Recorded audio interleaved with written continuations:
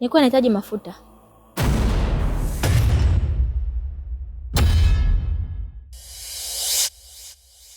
Mafuta?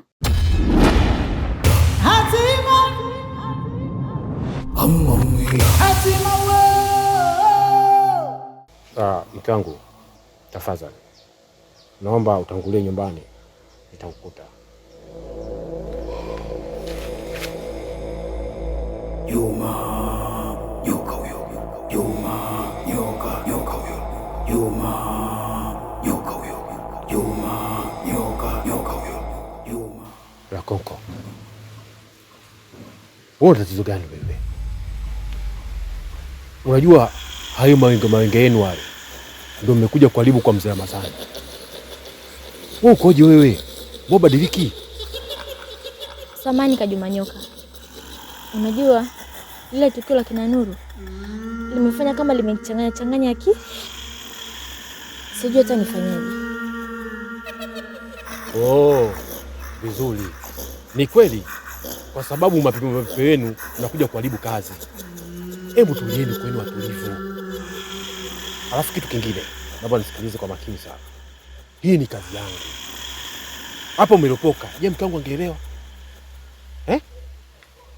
Naomba mniachie kazi yangu. Hii swala ukabidhiwa mimi kazi ya kutoa mafuta. Sio kwamba wakati wote tu mnaponiona popote ipo pale. Hata nilikuwa katika starehe zangu mnanifuata mafuta. Iwe mwanzo na mwisho. Naomba tuonane katika kikao siku.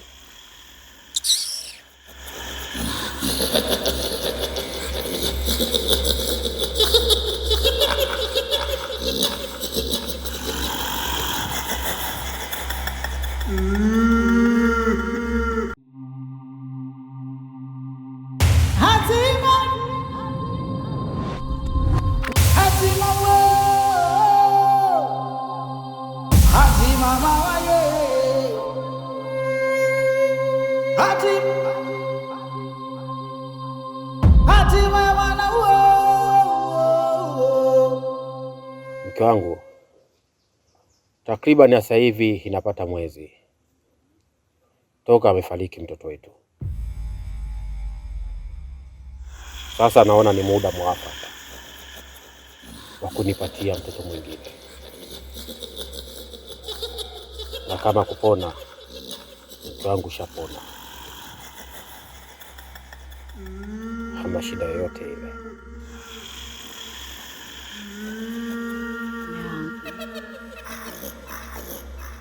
Hivi kwa nini una huruma? Kwa nini unahurumia? Nikuonea huruma?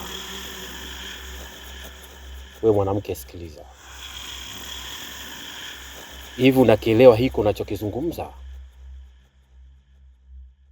Nimekuoa hapa kwa ajili ya kunitotolea watoto, si kwa ajili ya kukaa tu. Nisikize vizuri mke wangu kipenzi. Yuma haileti maana ya ndoa. Mimi nahitaji unitotolee. Naomba uzingatie sheria. Sheria ifuate mkondo wake. Mke wangu, nahitaji mtoto. Nakuomba mume wangu nihurumie, nimechoka mimi jamani. Nimechoka sana. Mume wangu nihurumie, nimechoka mimi.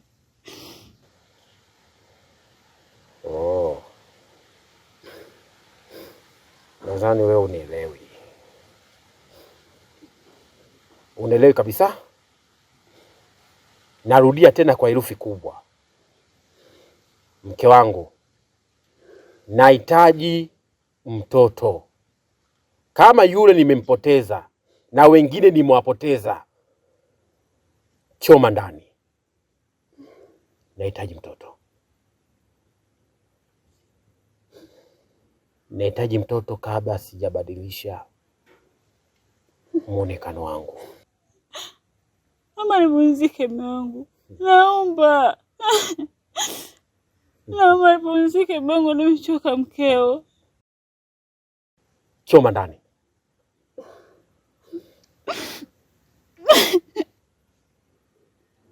Choma ndani.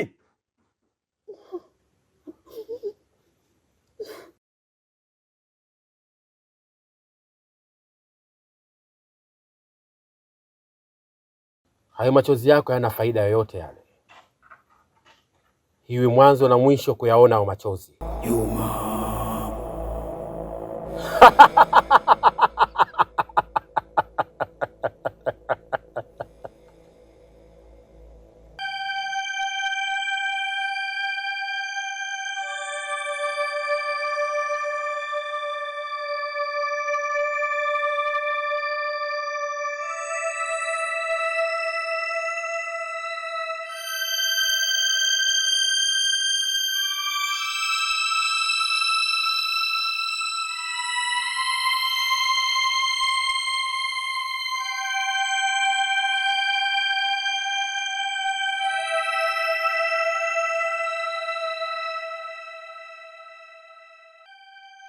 Mama.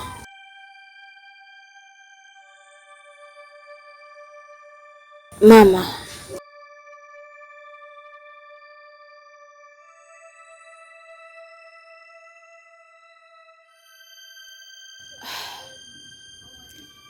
Najua imekuwa ngumu sana kwako. Hata mimi pia hivyo ni ngumu kwangu kukubali. Maana bado namkumbuka sana mdogo wangu na siamini kabisa kama yote yametokea. Lakini kitu kingine kinachonishangaza, sijui kwa nini baba ameamua kuliacha hili jambo liende hivyo. Kuna kitu ambacho kifahamu binti yangu. Unajua babako alipambana sana kuhusu hiki kijiji. Tena sana. Na mpaka kafikia hatua ya kujaribu kuokoa nyinyi. Lakini hapo pia hakuonekana mtu mzuri kabisa. Na mpaka wanakijiji wanaamua kumsema vibaya.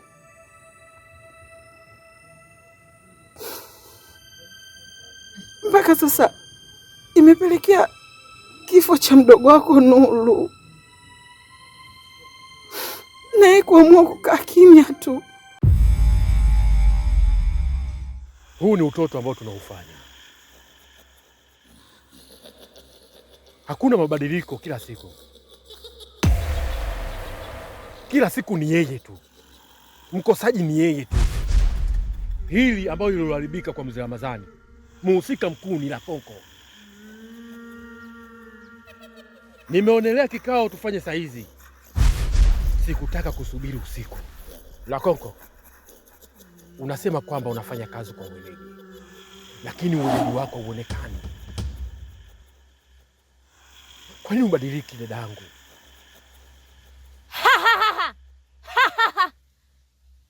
Nacheka kama komba.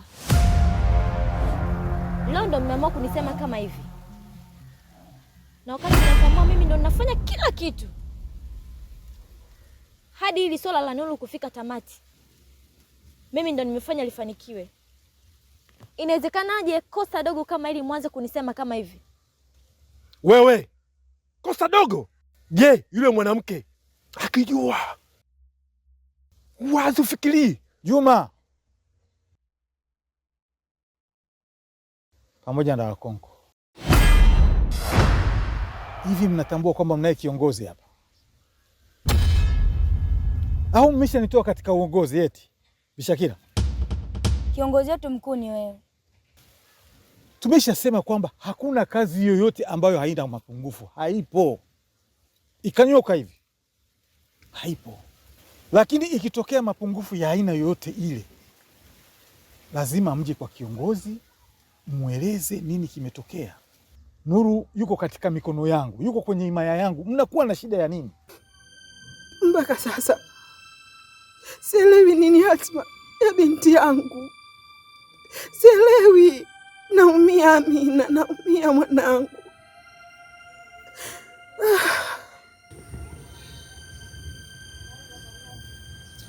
Kwa kuwa mimi nimekuja hapa, sitaondoka. Na nitahakikisha nimefukua kila jambo. Na kuahidi mama,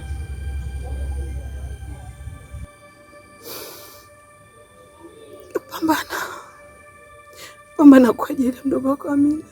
Pambana mwanangu. Mimi yule ni mume wangu, siwezi. Pambana mama.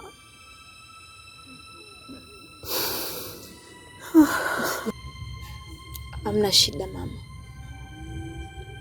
Nitahakikisha kila siri ambayo imejificha itafichuka. Kila kilichopo gizani kitarudi tena kwa mwangaza. Sawa mwanangu. Nuru ni naye mimi,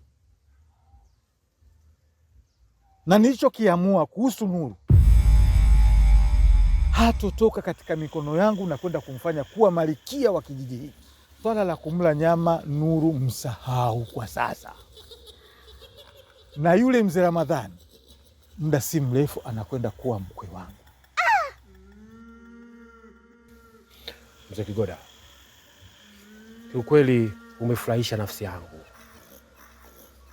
Inapendeza sana mzee Ramadhani tukamwita mkwe. Ile wanaita kombe, sijui bwana harusi anakula kombe. Mimi ninakula kwa mzee Ramadhani pale, nitamshikashika ndevu. Bishakira, alafu na wewe mbona hutaki kubadilika? Sitaki kubadilika katika umbo hili, kwa sababu nikiwa katika umbo hili kuna vitu vizuri na vipata. Juu chini, angaza mbali.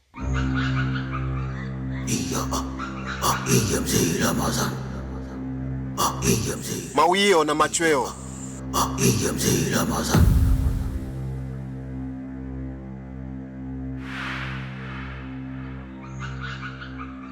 Ninyi ndiye mlioniladhia na mkaridhia. Dumishe ulinzi, salama na amani. Kama mnavyojua walimwengu jinsi walivyo, wamejawa na ghilba, watesi, wakaidi.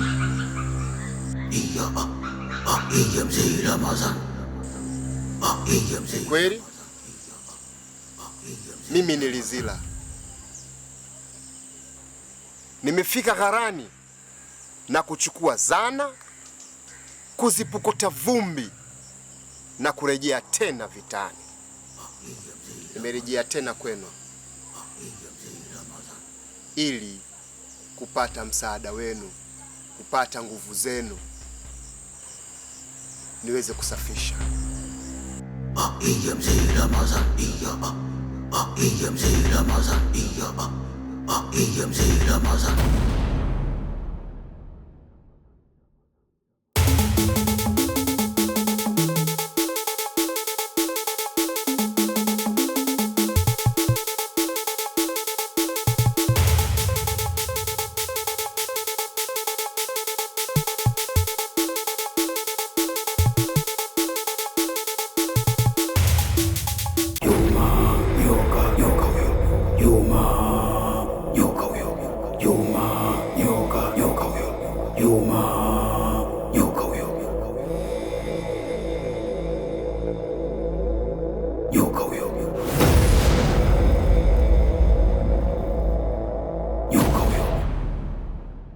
Juma. Swaiba. Kamanda. Bwana we. Juma dede, Juma. Ezizo. Ndugu yangu, habari za hapa?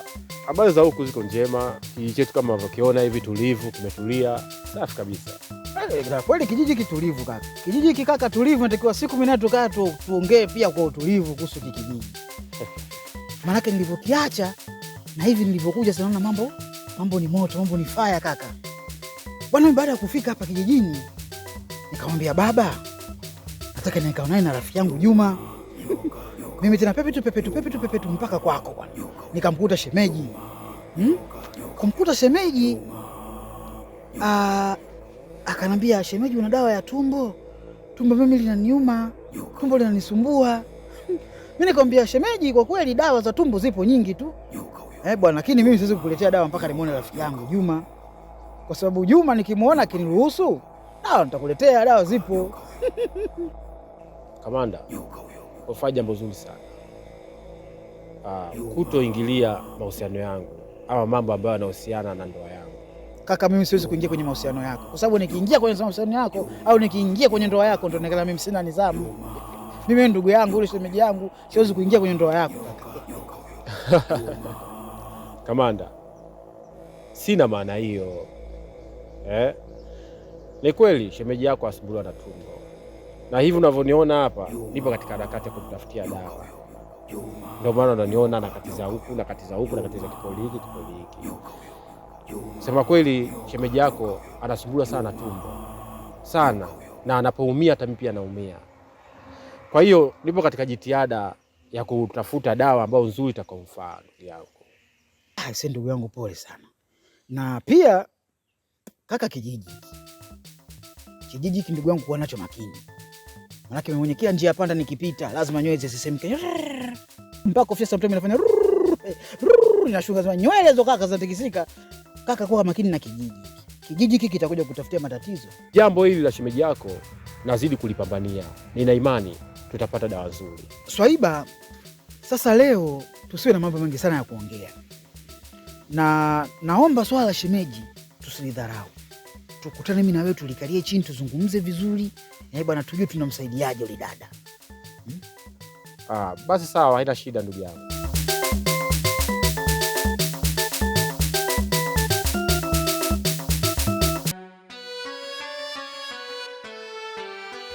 Niliongea na bibi yako kuhusu dawa, maana ile tumbo langu likianza kuniuma, jamani, linaniuma, yaani linaniuma mpaka nahisi kupoteza fahamu. Kwanza nikupe pole kwa changamoto ulionayo. Pole sana dada yangu. Lakini mimi bibi yangu hajarudi, ila nahisi ndani ya siku 2 hizi ama 3 anaweza akarejea hapa kijijini. Hivyo vuta subira. Jamani, kwa hiyo nataka kuniambia cha maagizo yoyote, una dawa yoyote humu ndani? Kuhusu dawa zipo ndani, lakini sijapewa idhini ya kutoa dawa hata moja.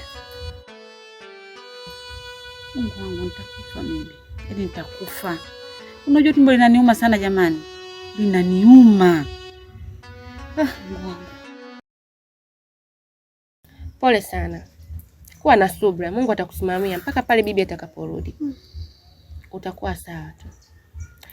Alafu, una taarifa zozote zinazoendelea hapa kijijini? Habari gani tena? Kuhusu mzee Ramadhani. Mzee Ramadhani? Shemeji yangu mimi. Juma nyoka huyo. Juma nyoka huyo. Juma nyoka huyo.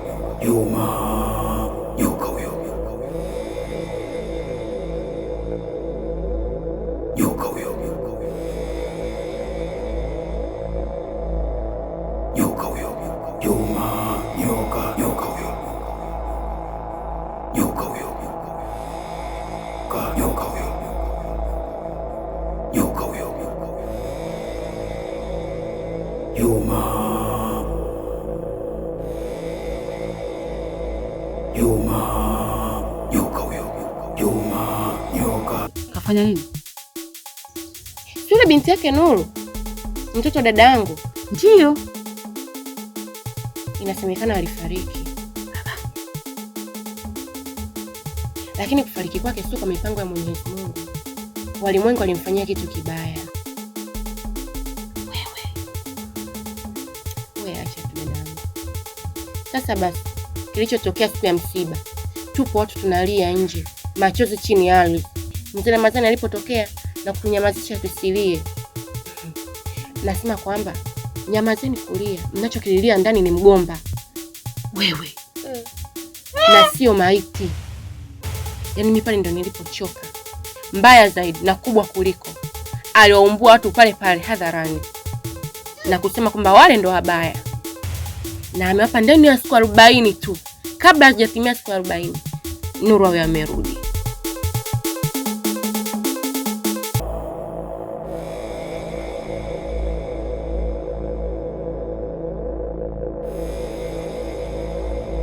Juma nyoka huyo.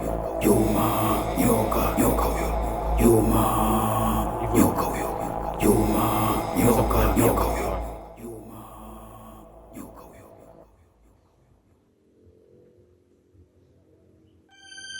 Mwanangu anaenda kwa Bichiriku. Kwa Bichiriku? Mazoea wewe na Bichiriku mmeanza lini? Umetoka kwa Bichiriku au umetoka kwa wanaume? Mwanangu, ushaanza kunifikiria vibaya kweli. Wewe umeanza tabia za wanaume. Nikitoka na wewe unaondoka. Mwanangu, usifikie huko.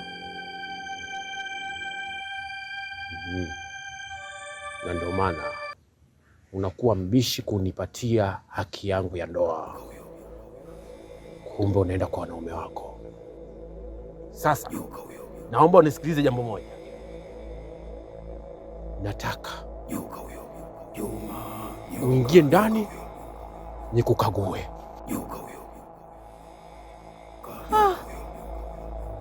Mume wangu, sio vizuri nifanyie hivyo. Usinifanyie hivyo mume wangu kweli. Juma akiongea huwa siku zote anamaanisha. Ingia ndani nikakukague.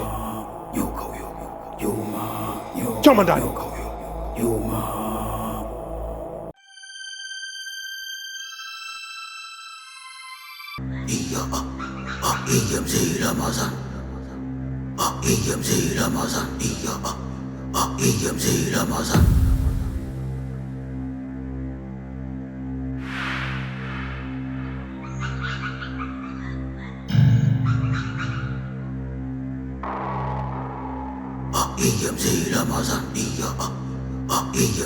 Baba,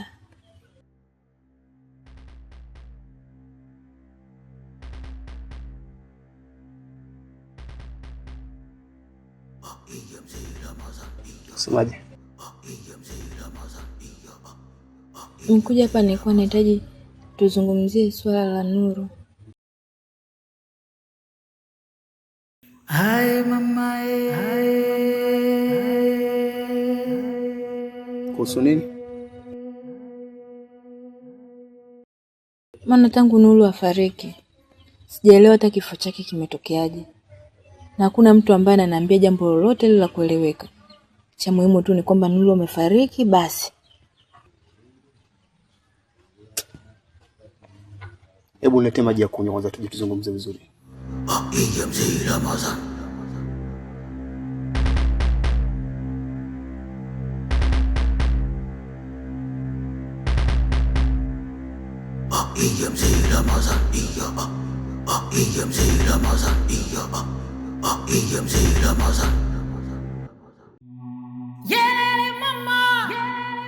hai